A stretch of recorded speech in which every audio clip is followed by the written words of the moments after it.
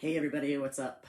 Sorry, I have a squeaky chair, and that's gonna be real annoying. But I was trying to do my live through my laptop so that we could get a little bit better sound, but for some reason it's not working this morning. The tech gods are not in my favor, and that's gonna be what it's gonna be. So I'm just here, lo-fi. I mean, I do have a light. I've got a light up here in this region up here, but a pretty lo-fi this morning. So I decided to go live and just do a little bit of a morning chat like I have been doing. I just have these thoughts that like pop into my head during the day, and I'm like, hey, maybe these would help somebody else out. So I'm going live. I'm gonna drink some coffee. There's the chair. I'm gonna drink some coffee, and I would invite you to join me for some coffee and kind of like get our days started off together. So that's a thing. I don't know who just posted a link for me, but I will check that out. So I dropped a couple topics in the topic bar in terms of the description of this video. I try to give people a little bit of an idea of what I'm thinking about before I go live. But yeah, I would just love to chat with you guys about these topics. So kind of what got me thinking today was I started the Conversations group. Actually, for those of you who don't know, I'll just reiterate. Conversations started 10 years ago, and it's functioned really vibrantly in person for about 5 years, and then it's functioned in a lower key level for a little bit of an interim period while I was, really heavily invested in parenting. 5 kids will do that to you. But so and now Conversations is in this resurgence. It just feels like universe, spirit, God, Allah, however you're referring to it, it feels like there's something greater in the air right now, and Conversations needs to be more intentionally re-engaged so that people have space to talk about this something greater. So yeah, I've been talking a lot about in Conversations about being intentionally intersexual, and intersexual. Oh man, there's no go back on a live video. I've been talking about being intentionally intersectional. I can't even. But one of the whole points of Conversations is just spiritually minded conversations about life. No presuppositions, no requirements, no anything. Just literally coming together to have conversations that are more than just what's right here. You know what I mean? So I'm gonna go ahead and share this this video on the Conversations group in case it looks like my intention is divided. I promise it is not. So the whole point of this group is that we're engaging diverse topics. Well, there's this thing that happens in my life. I've had a lot of diverse life experiences, and I have a lot of diverse friends, which is really, really cool. But I also, in the area that I'm in right now, for those of you who aren't in Olean and you're watching this, I live in an area that's 94% white. It's very Catholic and it's very rural. So there's not a ton of diversity built into my daily life experience here in Olean. But, hey Steph, how are you? Whoa, how's it going? All the way from California. Hey. But so there's not a lot of diversity built into my life here. And so while my whole bent in life is intersectionality, and my whole purpose in life is bridging and bringing together and building, that's who I am as a person. I realized today that I actually have to work to be intersectional, especially when it comes to the content that I'm taking in and that I'm putting back out in the world. Oh, I didn't know she used it lowercase intentionally. That's really cool. I'm gonna have to change that in there. So I realized that I have to consume intentionally intersectional media. Otherwise, I'm gonna get the same things, and I don't want to be living and speaking in this same echo chamber. And so I've been looking up interfaith podcasts because, admittedly, I'm a person who's spiritually and religiously curious. That's just how I've always been. And I'm a big nerd. And so I found some podcasts, and I was really encouraged. I found this one called Interfaith-ish. I'm sure they would love a follow because they don't have a ton of followers on Facebook, but they're having conversations with people who are intentionally diverse about the things that they come together on. So about the shared values from their communities. And so that's actually not entirely dissimilar from what we do for Conversations. So I was listening to that today. And there was a thought in there that got me really, really thinking. And it's a quote from Bell Hooks, who I now realize is that Bell Hooks makes their name lowercase intentionally, so I'm gonna have to change that. Catch that on the replay. But there was a quote by Bell Hooks. Bell Hooks is an African American individual, I believe female, and I'm only doubting this right now because I haven't checked.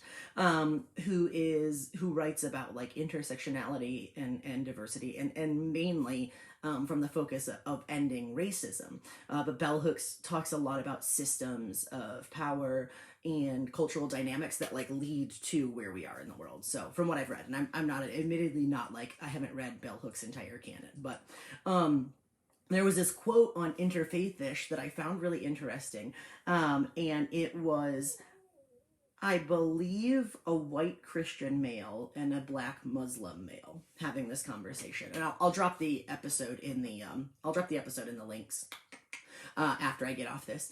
But they were reading a quote from Bell Hooks about how black masculinity, like black men and black misogyny, and white women and white privilege have frequently worked against each other, right? And so they're talking about how this process of in fighting for your own rights, you can actually still claim privilege that you have from other areas of your life. So like for black males, Bell Hooks is asserting that as a male, you have a certain privilege, right? And that as a white female, you have a certain privilege, right? So oftentimes, black males and white females have been working for their own interest, but forsaking the interest of the other. And I thought that was really interesting because, because that's like my whole life.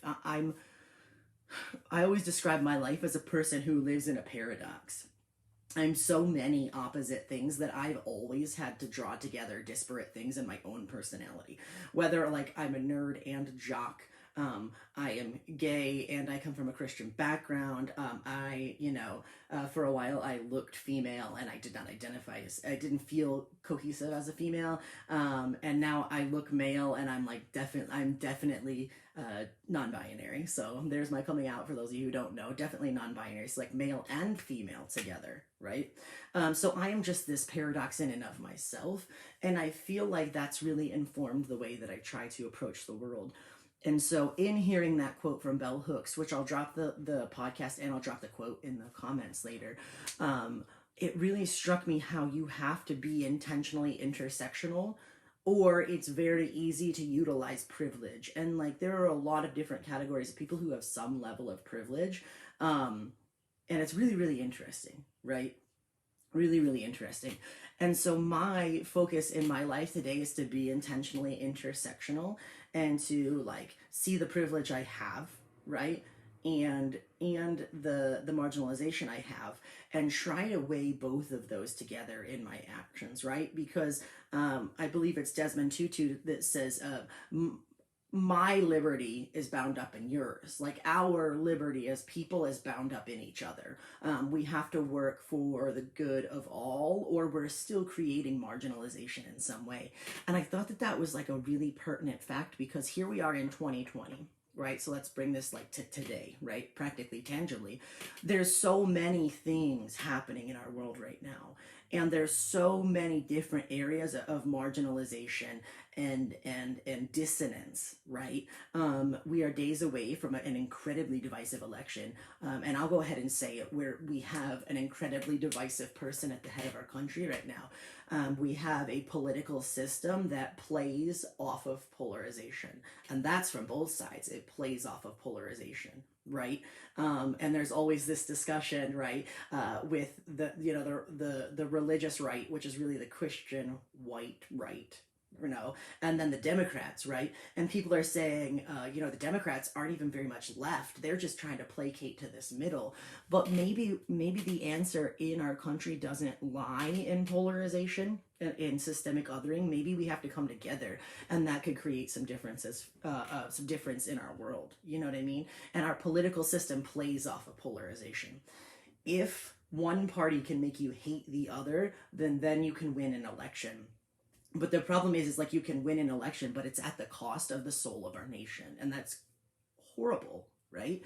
And there's so much on the table right now in terms of marginalization and people groups that desperately need advocacy and desperately need solidarity, right?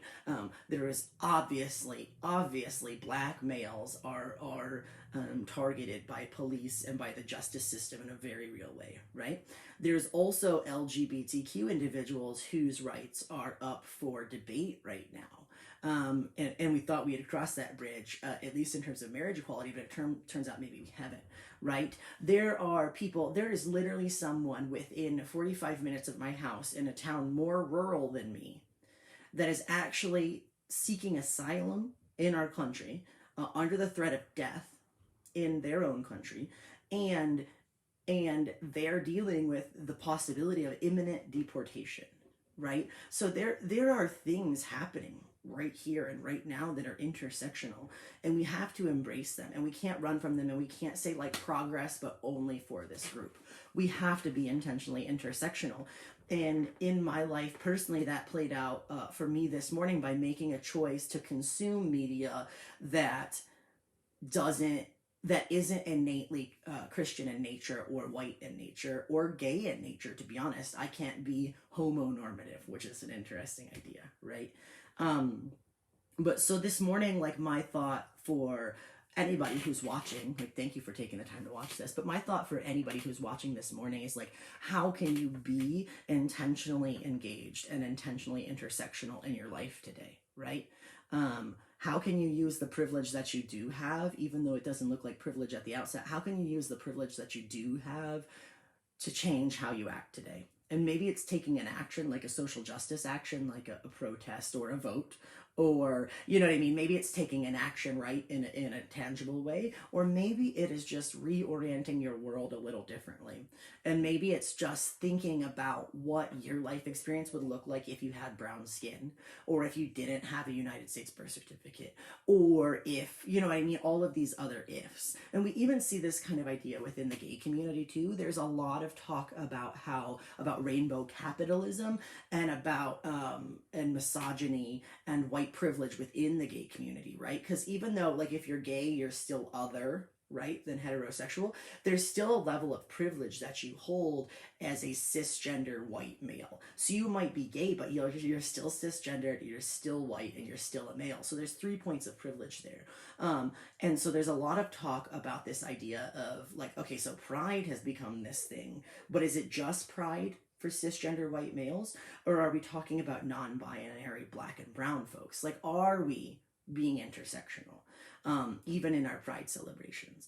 And so my challenge for myself today, and the action that I'm taking within my own life today, is to intentionally consume media and narratives that are not from my perspective. I've always innately tried to find commonality with other people. That's actually like a personality strength. We can talk about that in a different thing, but I've taken many personality tests that show that's part of my nature. But how can I intentionally consume media and intentionally engage with stories that are not from the same perspective of me? So my action that I took today to be more intersectional, and to try to be a part of bringing intersectional justice and liberty to the world was to listen to Interfaith-ish and to listen to some different ideas and some different concepts. We had a protest, our last ORJC protest last night, our last protest, not ever probably, but before the election, and we called it the Liberty and Justice for All protests. And you would be absolutely floored at the amount of people who drove by flipping us off or screaming out their car window, yeah, liberty and justice for all, not just for black people. And I wanted to retort with, wait, when have we even had liberty and justice for black people? You know what I mean? But the concept of liberty and justice for all being inflammatory is a sad state of humanity.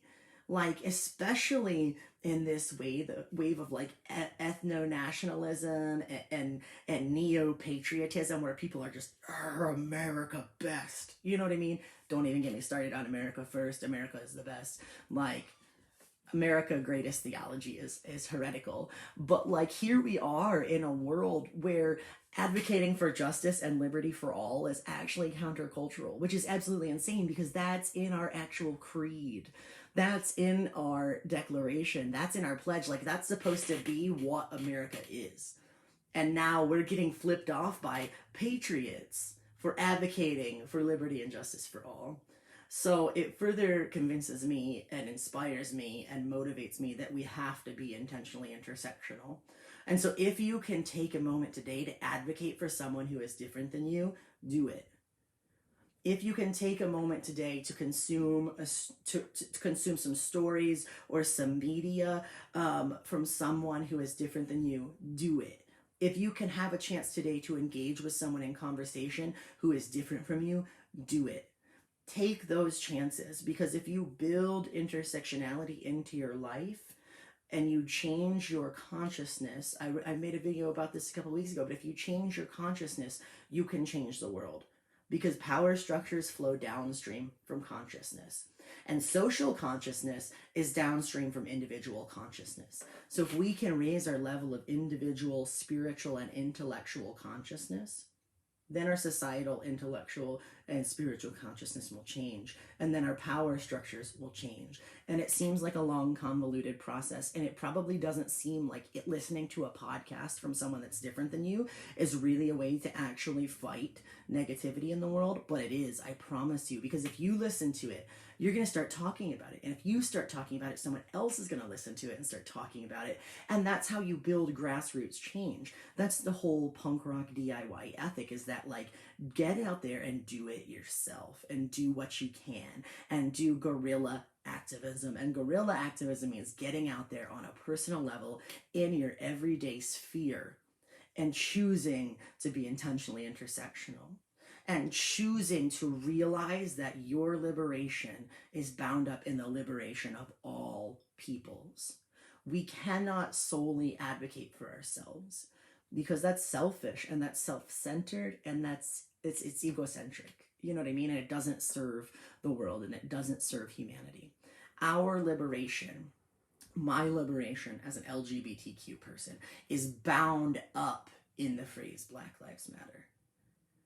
Black Lives Matter is bound up in the phrase of let these children out of cages, right? Like, all of these things are cohesive, and everybody needs to have safe space for community, right? Like, Black people need a safe space for Black community.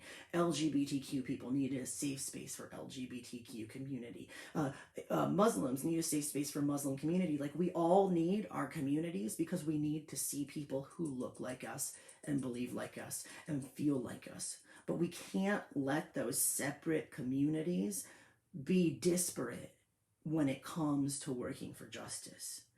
We have to say, as the LGBTQ community, my liberation is bound up in yours as the Black community. As the Black community, your liberation is bound up with the disability rights community, right? With the disability rights community, your liberation is bound up with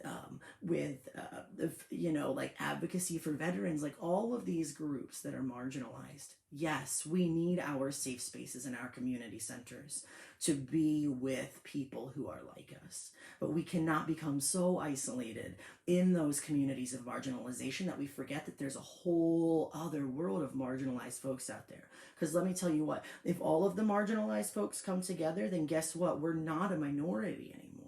We are a ragtag, stone cold bunch of weirdos, Bridesmaids quote. We are a ragtag bunch of people who have experienced marginalization, but if we come together under that, the minority becomes the majority. And then the majority is working for equity and inclusion and intersectionality. Yes, thank you for that quote, Byron. If you have come here to help me, you are wasting your time. But if you have come because your liberation is bound up with mine, let us work together. Okay, Lila Watson, Aboriginal artist and activist. Okay, cool. So I must have consumed some sort of media where Desmond Tutu was quoting this person, which is really cool to know, actually. Thank you so much for that fact check, Byron. You're all up on this morning. Awesome. Hey, Natalie, how are you? Natalie is a super, super cool friend of mine. We have lunch on a regular basis, and by lunch, I mean we talk for 2 hours while our food gets cold. And it's really cool because I actually just learned recently that I think Natalie identifies as an atheist, and I've always been like a religious and spiritually curious person. But you know what the wildest thing is? Like, I can't think of really one thing that I've disagreed with Natalie on when we've had conversations. And so we are creating, we didn't even know it, but we were creating space for intersectionality. So that's my really thoughts for the day. Like, how can you be in intentionally intersectional? Because our liberation is bound up in this work that needs to be done together. If we do not join forces with all marginalized people, then we further perpetuate the fractures in our society. How can you be intentionally intersectional today? How can you challenge yourself to be intersectional today? What can you do to make the world a less fractured place? Because so few people are just one thing. People are a wild, terrifying, enlivening, inspiring combination of all of these things.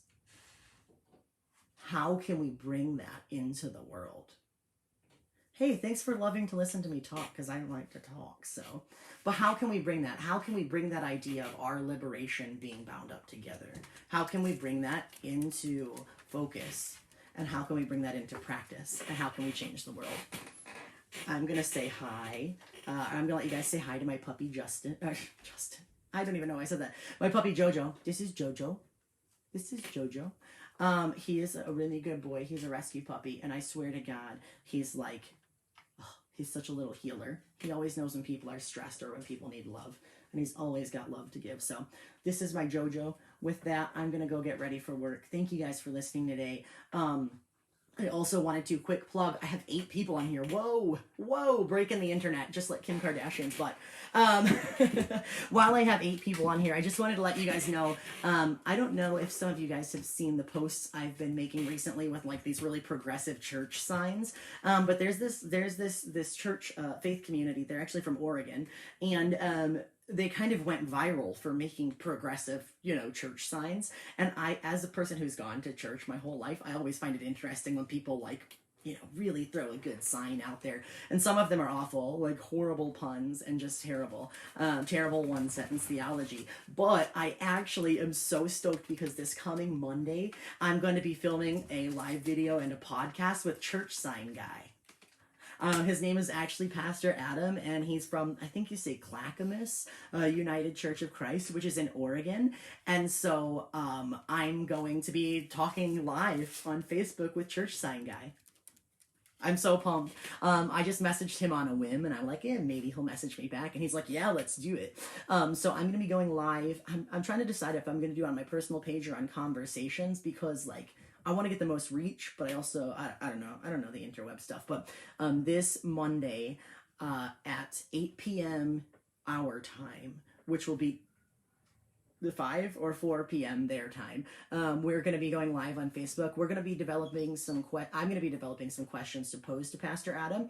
But if you have any ideas or questions that you'd like to ask, you can send them to me, and I'll add them to our topic of conversation. But I'm so pumped. I also have booked another conversation coming up on the 22nd of November about this sort of neo-liberation, neo-patriotism, like ethnocentrism that we're seeing rise in America. And I'm really excited about that because we're going to be talking with a friend of mine who's currently studying it as part of her curriculum for her doctorate. So very exciting stuff.